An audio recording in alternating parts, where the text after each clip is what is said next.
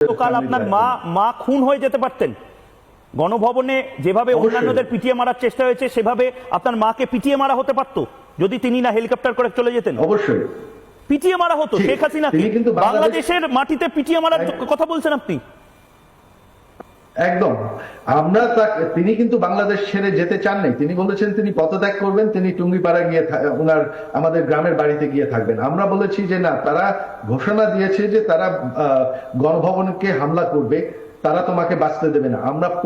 আমরা শেষ মুহূর্তে ওনাকে বারবার বুঝিয়ে দাবি করে ওনাকে আমরা হেলিকপ্টারে উঠিয়েছি, তিনি উঠতে চাননি।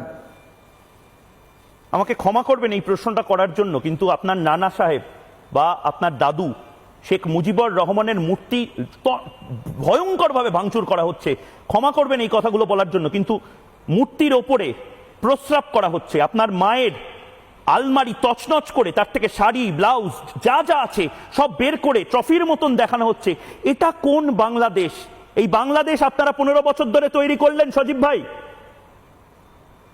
দেখেন, এই যে আপনি যে কথাগুলি বললেন, এই যে আজকে তারা দাবি করছে যে তারা আমাদের শিক্ষিত, তারা সুশীল, তারা ছাত্র, তারা গণতন্ত্র রক্ষা করছে, এটা কি কোনো আন্দোলনকারীদের কারবার নাকি এটা জঙ্গিদের, এটা একটা মবের কারবার?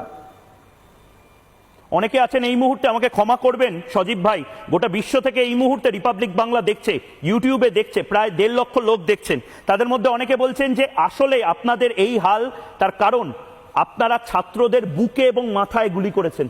ইতিহাস আপনাদের ক্ষমা করবে না। সত্যি কি শেখ হাসিনা শয়ে শয়ে ছাত্রদের বুকে এবং মাথায় গুলি করেছে? মুগ্ধর মতন ছেলেদেরকে খুন করেছে আসলে আপনাদের হাতে কি রক্ত লেগে আছে সজীব ভাই? হাতে রক্ত লেগে আছে? আমি তো বললাম সেই 15 তারিখ রাত্রে আমাদের সরকার